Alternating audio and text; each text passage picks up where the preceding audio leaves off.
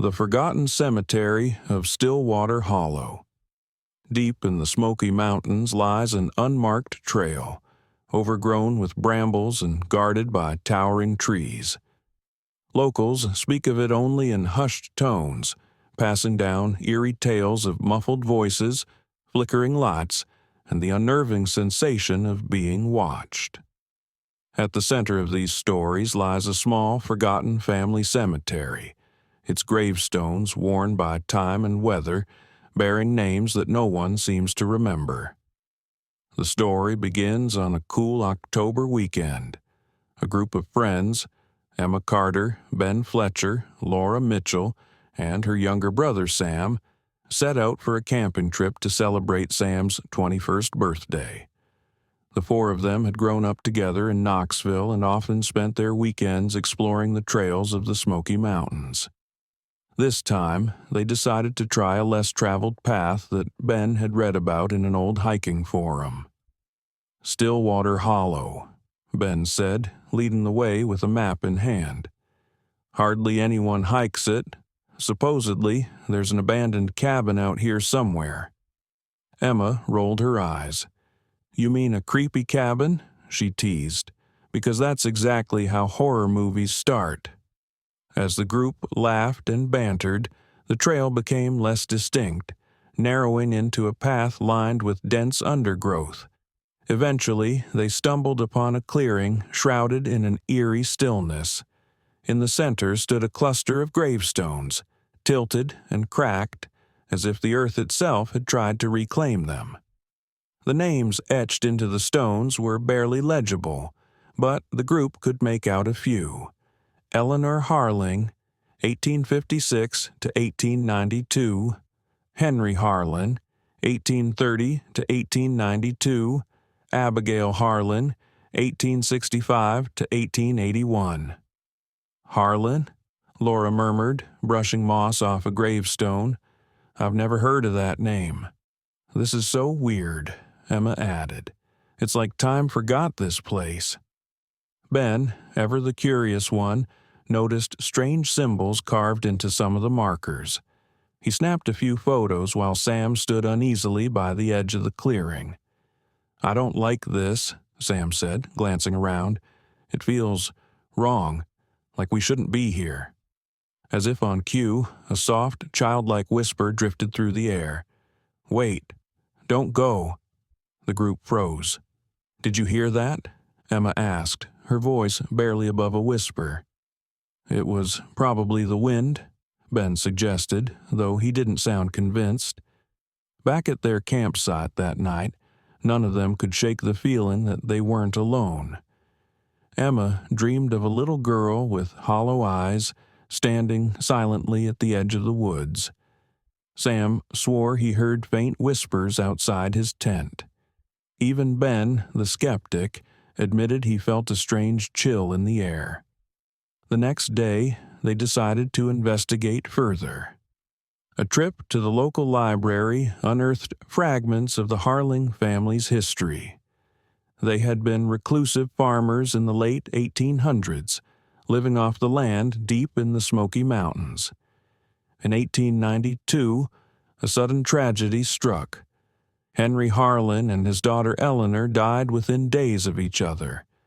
Historical records were sparse, but one article suggested it was an illness.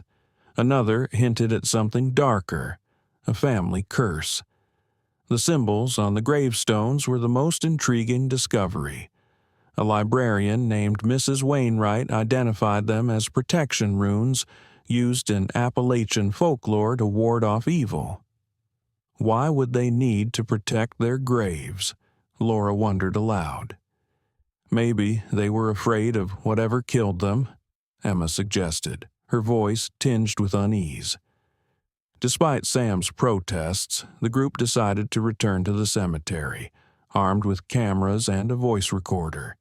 They wanted answers, even if it meant confronting whatever haunted the place. The trail back seemed longer and more treacherous, as though the forest itself was trying to keep them away.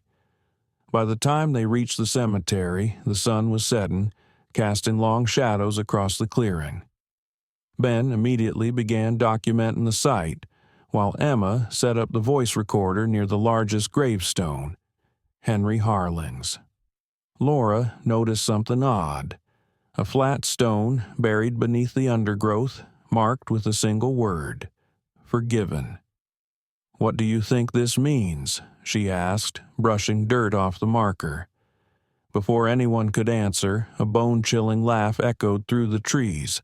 The air turned icy, and the group felt an overwhelming sense of dread. "Guys, we need to leave. Now," Sam insisted, his voice trembling. But Ben was determined to stay. "This is exactly what we're here for," he argued. As night fell, the group began to experience unexplainable phenomena.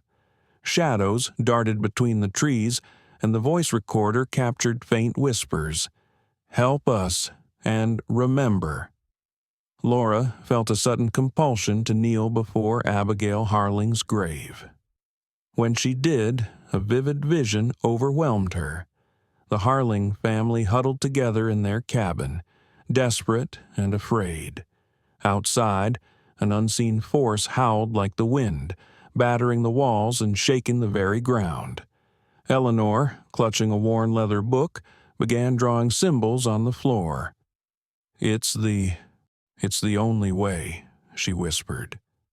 The vision ended with the family engulfed in darkness, their screams echoing into silence. When Laura snapped out of the vision, she was gasping for breath.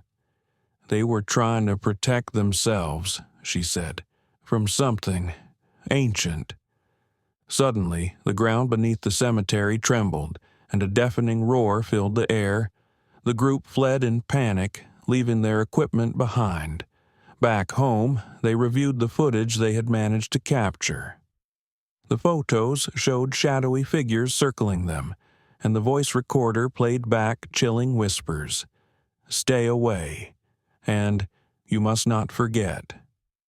The most haunting image was a photo of a child standing among the gravestones, her face pale and eyes hollow. Determined to find closure, Emma visited Mrs. Wainwright again, sharing the recordings and photos. The librarian paled as she listened. "The Harlings didn't just die," she said gravely. "They sacrificed themselves to seal something away. Whatever it was, it's still out there." Though shaken, the friends decided to share their story online, hoping to warn others about the forgotten cemetery. They vowed never to return to Stillwater Hollow, but the Smoky Mountains seemed reluctant to let them go. Weeks later, Emma began hearing whispers in her apartment. Laura found strange symbols drawn in the dust on her windowsill. Sam dreamed of the little girl every night, her hollow eyes watching him in silence. And Ben, ever the skeptic, started seeing shadowy figures in his peripheral vision. Always watching, always waiting. The cemetery remains hidden, its secrets buried with the Harlings. But some stories refuse to stay silent, and the Smoky Mountains hold on to their mysteries tightly, whispering them only to those brave or foolish enough to listen.